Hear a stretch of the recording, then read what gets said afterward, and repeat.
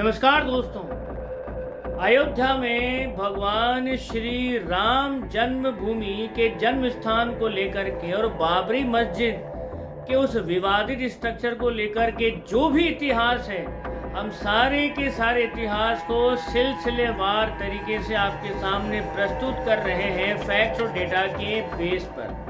आइए उसी श्रृंखला में आगे बढ़ते हैं कि जो विदेशी ट्रैवलर्स थे, जो लोग उस समय भारत की विजिट कर रहे थे, उन्होंने यहाँ पर यानी कि राम जन्मभूमि क्षेत्र में क्या देखा, उसी के रेफरेंस में कुछ डॉक्यूमेंट्स हैं, कुछ टेस्टिमोनियल्स हैं। आज हम उनका चिंतन और विश्लेषण करेंगे और ये जानेंगे कि ये जो विवाद था, ये विवाद पैदा किया गया किसी राजनीतिक लाभ के लिए या ये विवाद पैदा किया गया हिंदू धर्म के ऊपर, सनातन धर्म के ऊपर कुठाराघात करने के लिए।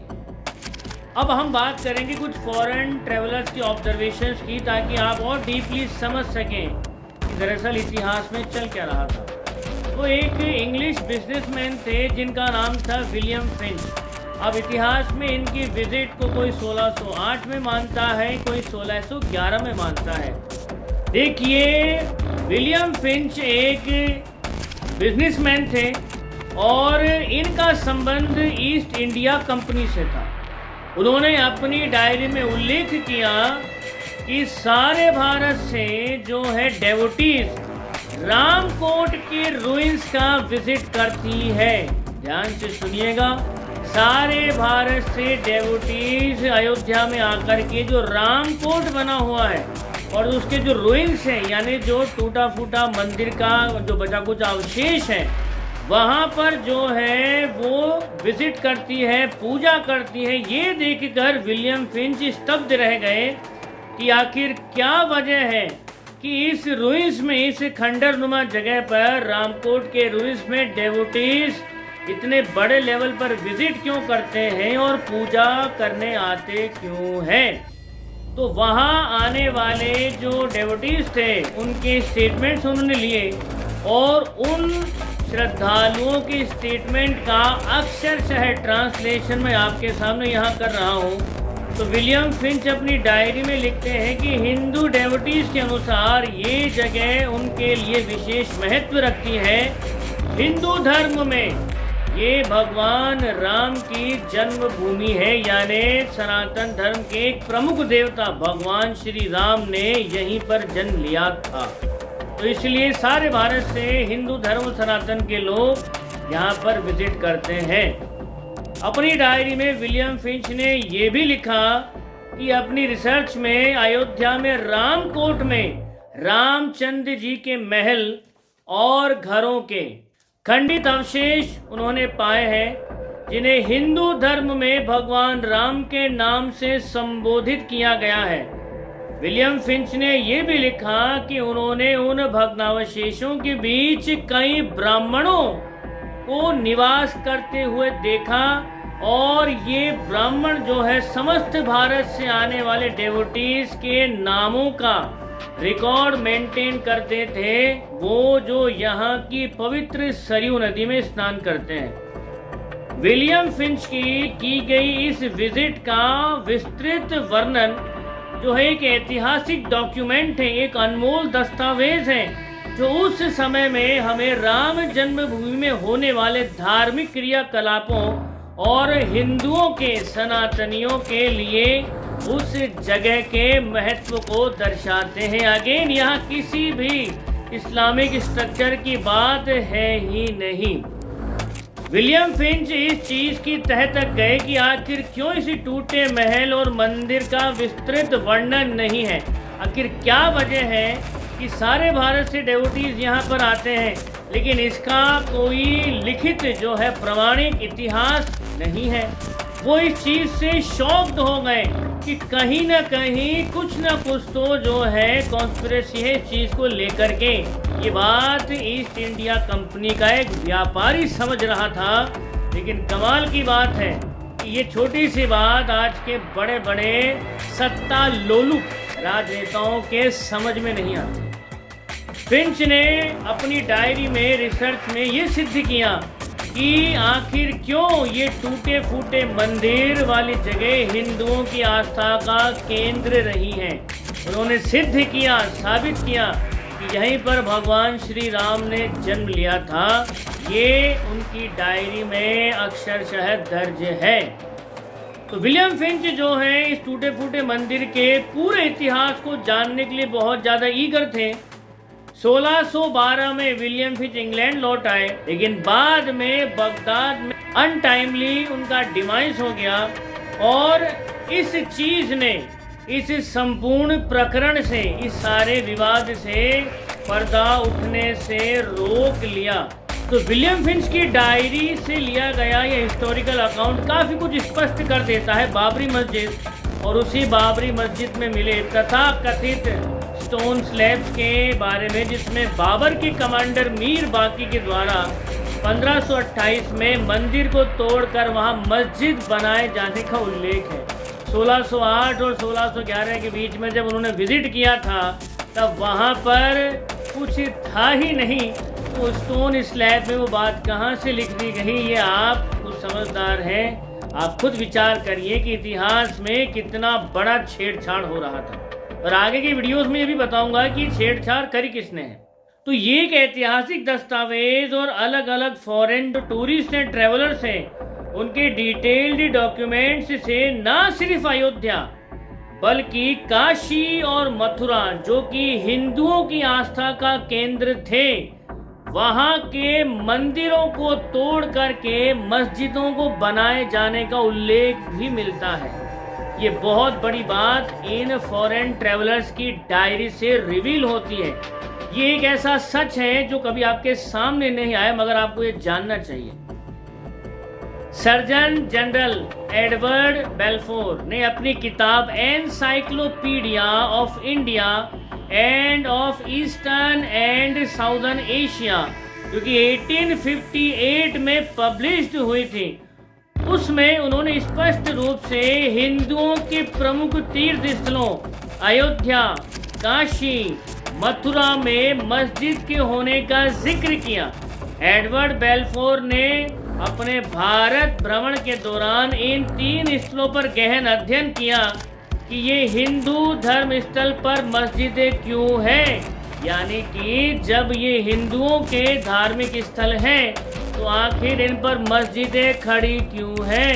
क्योंकि इस्लाम में बहुत सीधा सा भाई साहब एक हिदायत है, हर मुसलमान को ये बात पता है, लेकिन पता नहीं क्यों इस चीज़ को वो सामने से आकर के बोलते नहीं हैं कि किसी भी गैर मुस्लिम के मंदिर के स्ट्रक्चर के ऊपर मस्जिद बन ही नहीं सकती है, वो मस्जिद हराम है। ये सारे मुसलमान जानते हैं, लेकिन इसके बावजूद भी कोई इस चीज़ को लेकर के आगे नहीं आता। ये बड़ा अचरज का विषय है। अभी भी एक चीज़ को लेकर विरोधाभास ही है कि आखिर राम जन्मभूमि के मंदिर का विध्वंस किसने किया, बाबर या औरंगजेब। लेकिन मस्जिद में मिले तथा कथित स्टोन स्लैब में बाबर के द्वारा मंदिर तुड़वाना और मीर बाकी के द्वारा बाबरी मस्जिद निर्माण करवाया जाना प्रमाणित होता है। पिछले वाले वीडियो में इस स्टोन स्लैब की हवा हम निकाल चुके हैं। अगर आपने हमारा पिछला वीडियो नहीं देखा है तो उस वीडियो को जाकर के देखिए। बाबरी मस्जिद में मिले स्टोन स्लैब की तह तक हम गए थे और पूरे ऐतिहासिक तथ्यों से हमने जो है उसकी पड़ताल करी थी और हमने क्या फाइंड किया था, ये मेरे पिछले वाली वीडियो में आप जाकर के उसमें देख सकते हैं। कुछ मुस्लिम लेखकों में से एक नसीर बहादुर की एक बुक है शिफाए चहल, और 1856 में प्रकाशित किताब हदीक़े शहादा में हिंदू मंदिर के विध्वंस का लिखित ऐतिहासिक प्रमाण हमें मिलता है, जिसमें हिंदू मंदिरों को तोड़कर वहां मस्जिद बनाने का रिटर्न डॉक्यूमेंट मौजूद है। औरंगजेब ने जो किया वो तो पूरी दुनिया जानती है, लेकिन 17वीं शताब्दी में औरंगजेब की ग्रैंड डॉटर सारे मुस्लिम शासकों को एक आदेश पारित करवाती है कि मूर्ति पूजा को हर हाल में खत्म करना ही होगा। इसीलिए जितने भी हिंदू मंदिर हैं उन्हें तोड़कर वहां मस्जिदें तामीर करवा दी जाए, ताकि हिंदू धर्म को, सनातन धर्म को पूरी तरह से समाप्त कर दिया जाए। इन किताबों से इस विषय पर विस्तृत प्रकाश पड़ता है कि न सिर्फ अयोध्या बल्कि काशी और मथुरा के मंदिरों को भी तोड़ा गया था और वहां पर मस्जिदें तामीर की गई थी। और इस चीज का रिटन डॉक्यूमेंट हमें मिलता है नसीर बहादुर की बुक शिफाए चहल और 1856 में प्रकाशित किताब हदीक़े शहादा से।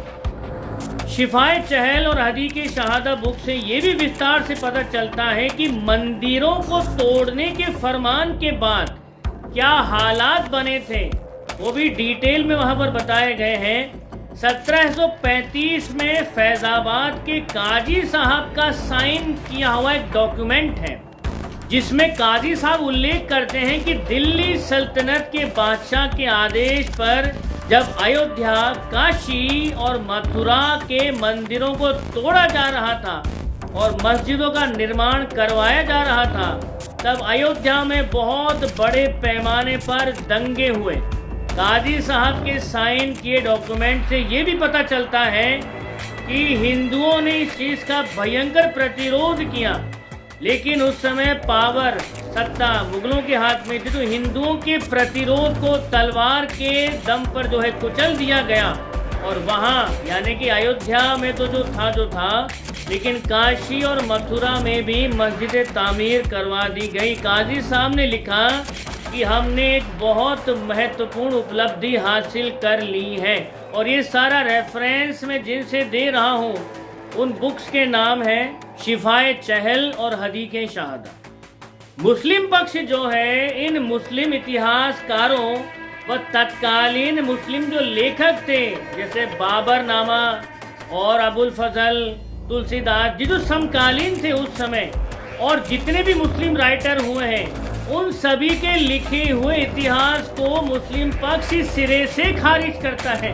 मतलब कमाल की बात देखिए कि ये किसी जगह पर मुस्लिमों के दावे को पेश तो करते हैं, लेकिन उस चीज़ के बारे में मुस्लिम इतिहासकारों ने जो लिखा है उसको एक्सेप्ट नहीं करेंगे हम। क्या मजाक है यार। वो तो शुरू से ये कहते आए हैं कि जितने भी धार्मिक तीर्थ स्थल है, चाहे काशी हो, चाहे मथुरा हो, चाहे अयोध्या हो, वहाँ पर शुरू से ही मस्जिदें हैं। अभी अयोध्या का जो डिसीजन है वो तो सम्माननीय सर्वोच्च न्यायालय ने दे दिया है, और अयोध्या के बाद में काशी और मथुरा का भी जो केस है न्यायालय में जो विचाराधीन है, तो जल्द ही इस पर से भी पर्दा उठ ही जाएगा। लेकिन मैं सिंपल एक क्लियर कट वर्ड में बताना चाहूँगा, अगर आपको सच में ये जानना है कि यहाँ पर शुरू से क्या था, तो हिंदू माइथोलॉजी के साथ साथ थोड़ा सा इस्लाम को भी स्टडी करिए, और ज़्यादा नहीं, थोड़ा सा स्टडी करना है कि इस्लामिक स्ट्रक्चर है, लाइक मस्जिदें कहाँ बनती हैं और क्या इनकी रिक्वायरमेंट होती हैं। आप खाली इतना पता लगा लीजिए तो आपको दूध का दूध और पानी का पानी आपके सामने हो जाएगा। पता चल जाएगा कि किसी भी हिंदू स्ट्रक्चर के ऊपर, किसी मंदिर के ऊपर कभी भी कोई मस्जिद तामीर हो ही नहीं सकती।